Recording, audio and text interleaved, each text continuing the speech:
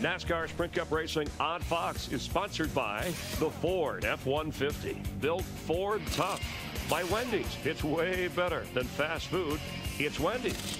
By Scott's Turf Builder Water Smart Formula. Build a healthier lawn using less water. And by Coca-Cola Zero. Real Coke taste and 0 calories. On the last pit stop under caution, one crewman got upended. And it happened when fourth place Reed Sorensen was leading fifth place Tony Stewart into the pits from the DirecTV Hot Pass cam. Wow. Jason Lee, Tony's jackman, went up and over. Now watch how close Tony is to Reed coming in. And that's the reason Jason Lee couldn't go out there, because the 41 was coming in and there just wasn't any room for him to run across the front of the car. And because Sorensen short pitted right at the back of his pit, you'll see when Tony pulls out here, there's not a lot of room either. But you don't think these guys are athletes? He never checked up with that jack, getting the right side and then the left side of that car up. I think Tony told the 41 to move up a little bit next time, please. If you don't, I'll move you please. up. Bobby Labonte's been into the wall in the Speed Racer Petty car, and Jeff Gordon gets the free pass. He was the first car one lap down when Montoya got into the wall. Time for tonight's State Farm safety report, which Jeff Hammond filed earlier today. Now, folks, we talked about the cool box and how it cools air as far as the onboard air conditioning is concerned. But let me show you one other thing else important about this unit besides just cooling ambient air down 24 to 35 degrees. You pull that little cover off. Inside this unit is an air filter. That's right, not just an air filter, a carbon monoxide air filter. That air, as it comes inside the car from the outside, push through this NACA duct in through the unit, once again up through inside the filter itself into the top of the helmet.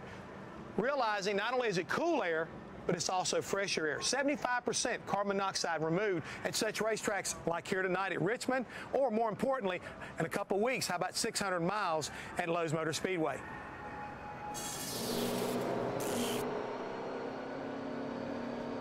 I'll look at Jeff Burton.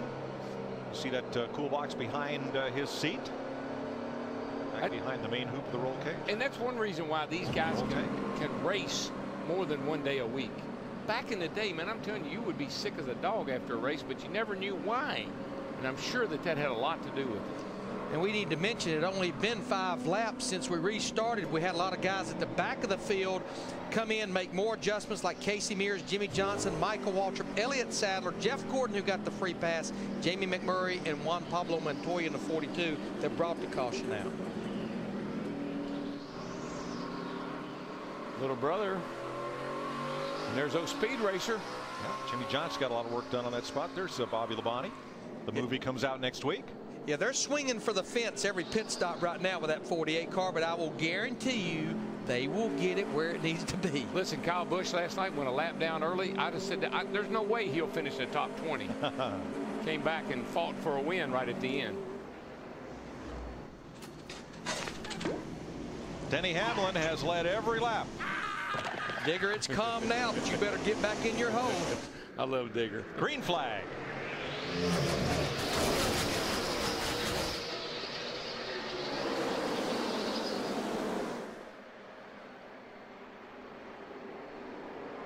I'd say these guys are not shy on these restarts. No, they are not. They just stick it right on in there. How about Mark Martin? The fellow's been second ever since about 15 laps into this race, past his teammate Martin Truex. He's been second all night long. And you know what, Mike? I think I talked about this at Phoenix. That guy he's chasing, when Mark Martin started his Sprint Cup Series career, Denny Hamlin was 5 months old. The kid chasing Mark Martin, Kyle Busch in the 18, he wasn't even a twinkle in Dad's eye yet.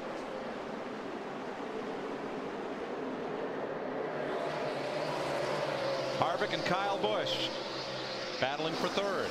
You know, Harvick could have won that race last night if he had just if he'd come in and gotten tires right there at the very end, but he gambled and stayed out, and it cost him a win, but he had the best car. That's what I based one of our keys on. Get those fresh tires every chance you get. Let's see how fast these guys are bailing off into turn 1, Larry. Which is definitely the faster entrance of the 2 ends of the racetrack. about 145, 46 mile an hour on a little track like this, down to about 90 in the middle of the corner. You can see how they really have to play with the throttle. They're well up on the straightaway before they can get 100% with that throttle. Here comes Junior to the outside of Kevin Harvick. And you saw a little less speed. That's 860 feet down the back and 1290 down the front. So get a good bit more speed going into turn one. Big, long, sweeping front straightaway.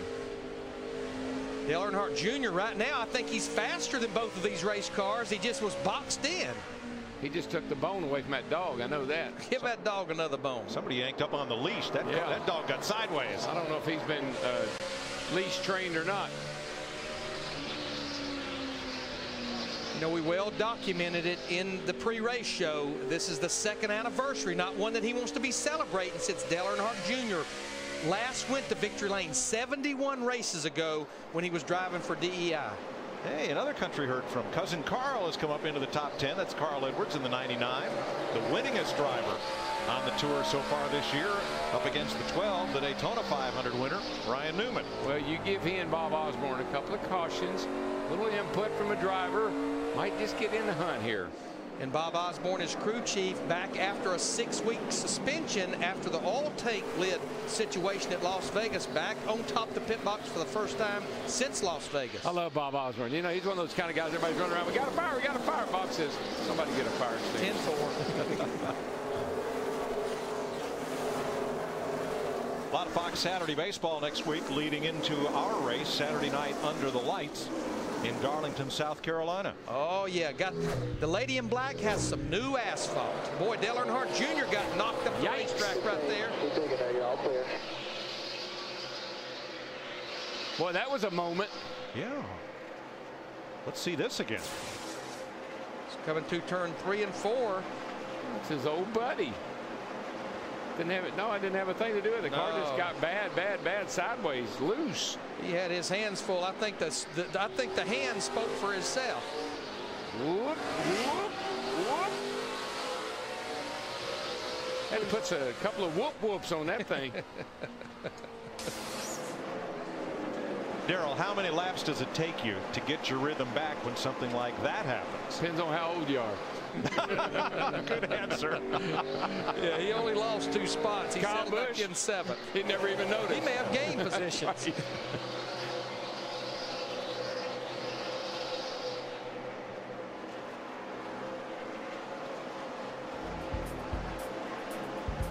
Denny Hamlin is wearing them out here in Richmond. Long way to go. You're watching NASCAR on Fox. I like the way this one's looking. Stay tuned to NASCAR on Fox.